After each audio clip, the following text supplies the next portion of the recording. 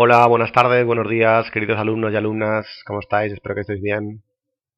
Bueno, vamos a comenzar con una nueva serie de vídeos. En este caso vamos a trabajar programando con una plataforma web, es decir, con un programa que no se ejecuta en nuestro ordenador, sino que se ejecuta de manera remota en otro ordenador. Y se trata de la plataforma Arduino Blocks. Es decir, vamos a trabajar con algo parecido a Tinkercad, algo parecido a Scratch, pero que en este caso se llama Arduino Blocks. Podéis ver en pantalla ahora mismo el aspecto que tiene la plataforma. Como podéis ver, el programa ya está preparado para que yo os lo explique. Y poco a poco os iré contando cómo funciona la plataforma de Arduino Blocks. Bueno, vamos a comentar en primer lugar en esta serie de vídeos sobre el semáforo programado que vamos a hacer en la asignatura de robótica y programación de segundo de la ESO. Vamos a hacer una serie de vídeos, videotutoriales, cada uno tendrá un número de vídeos que todavía no he decidido, y en concreto vamos a hacer 4 videotutoriales. La versión número 1, semáforo programado V1, después vendrá la 2, la 3 y la 4, hasta llegar a la versión máxima definitiva, que será la versión 4, que tendrá todos los componentes que necesitamos para hacer este proyecto. Bueno, antes de comentar el programa, quería enseñaros, aquí tengo preparado ya una imagen. Podéis ver la imagen de la placa, la PCB que utilizamos para este proyecto en el IES de la Patacona de Valencia, de Alboraya en Valencia. Y al lado tenéis una tabla con los pines que vamos a utilizar de la Arduino Nano que tenéis aquí arriba. Podéis ver que la placa PCB es el conjunto y aquí arriba tenemos nuestra Arduino Nano que ya hemos visto en las prácticas de Tinkercad, aunque recordad que en ese caso vimos la Arduino Uno, son muy parecidas en todo caso. Bien, fijaros que hay un montón de componentes en la placa PCB y vamos a ir comentando uno por uno a qué vamos a dedicar estos pines, tanto los digitales como uno de los analógicos. Nos hemos quedado sin pines digitales y utilizaremos uno de los analógicos como, obviamente, entrada analógica. Recordad que los pines analógicos solo pueden funcionar como entradas. Bien, aquí podéis ver en la tabla, lo he diferenciado por colores. En color rosa tendremos los pines dedicados a peatones, aquí los veis. El verde peatón será el pin digital 7, el rojo peatón será el pin digital 8. Para controlar el servomotor que hace bajar o subir la barrera peatonal, utilizaremos el pin digital 9, que aquí lo tenéis al lado, es un pin digital de tipo PWM, es decir, es un pin de tipo especial. En este caso no sería necesario que fuese PWM, pero se podría dejar así. Y tendremos también el D10, el pin digital 10, para el sonido que va a indicar un semáforo adaptado para personas con una diversidad sensorial, es decir, personas que no ven, personas ciegas. Podemos identificar estos 4 pines aquí en la placa. Vemos aquí el D7, que será aquí. Aquí tendremos la salida, que nos irá hacia el LED verde del semáforo peatonal. De aquí saldrá un cable. Y al mismo tiempo se encenderá un LED verde en la propia placa PCB. El D8, el pin digital 8, desde aquí saldrá la salida, la señal, hacia el LED rojo del semáforo peatonal. Y al mismo tiempo se encenderá un LED rojo montado en la propia PCB. De esta manera, cuando se encienda este rojo, se encenderá el rojo peatonal del semáforo. Y cuando se encienda este verde, se encenderá el verde peatonal del semáforo peatonal. ¿Qué más? El D9 lo tenemos por aquí. Tenemos estos 3 pines de aquí. Estos 3 que estoy moviendo ahora mismo el cursor. Concretamente el D9 es este, que tengo aquí. Lo tenéis al lado marcado. Estos dos son el mismo en realidad. Aquí sería donde conectaríamos la señal que va hacia el servomotor que controla la barrera, es decir, el cable naranja. Aquí tendríamos 5 voltios, el cable rojo que va al servo, y aquí tendríamos el GND, el ground, el tierra, el 0 voltios, que nos va hacia el servomotor de la barrera. Es decir, los 3 cables que van al servo los conectaremos adecuadamente en esta fila de 3 pines. Aquí lo que tendremos es un conector de 3 pines, de 3 machos, para conectar nuestro conector hembra del servomotor. Por lo tanto, aquí tenemos nuestro conector para el servo.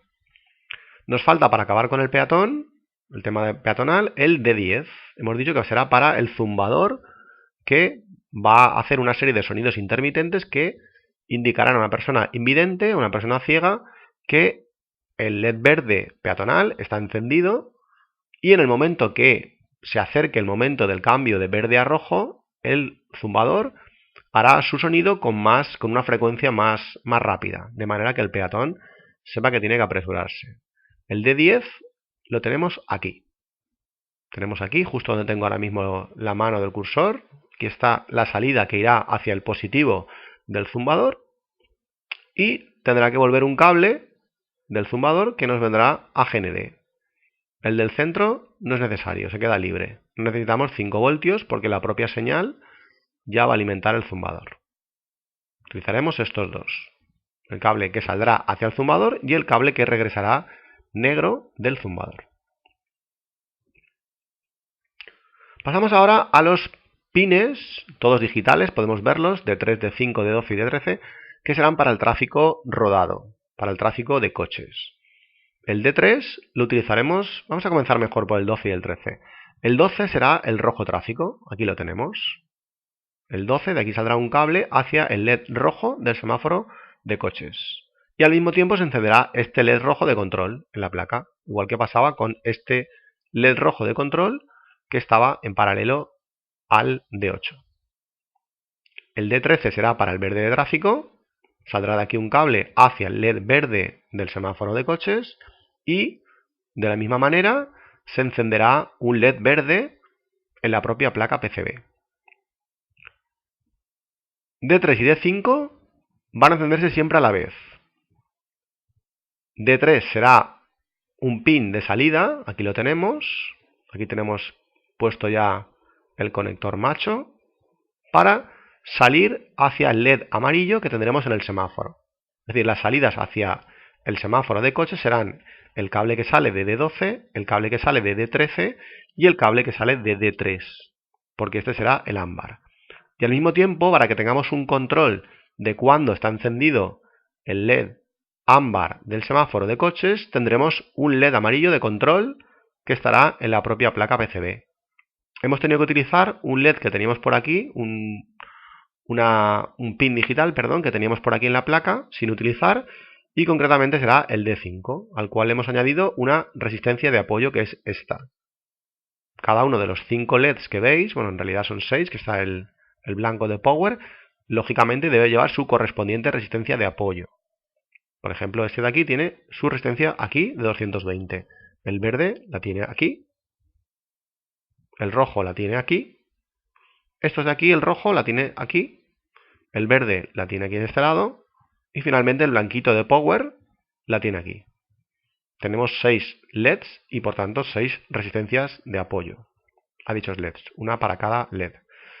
Bueno, siempre que se encienda el D3, se encenderá también el D5. Es decir, estas dos salidas, cuando estén en on, estarán en on simultáneamente. Y cuando estén en off, estarán en off simultáneamente. Bien, nos quedan por aquí abajo los pines que ya no son ni del semáforo peatonal ni del semáforo de tráfico, que son el D2 y el D4, que los tenemos aquí.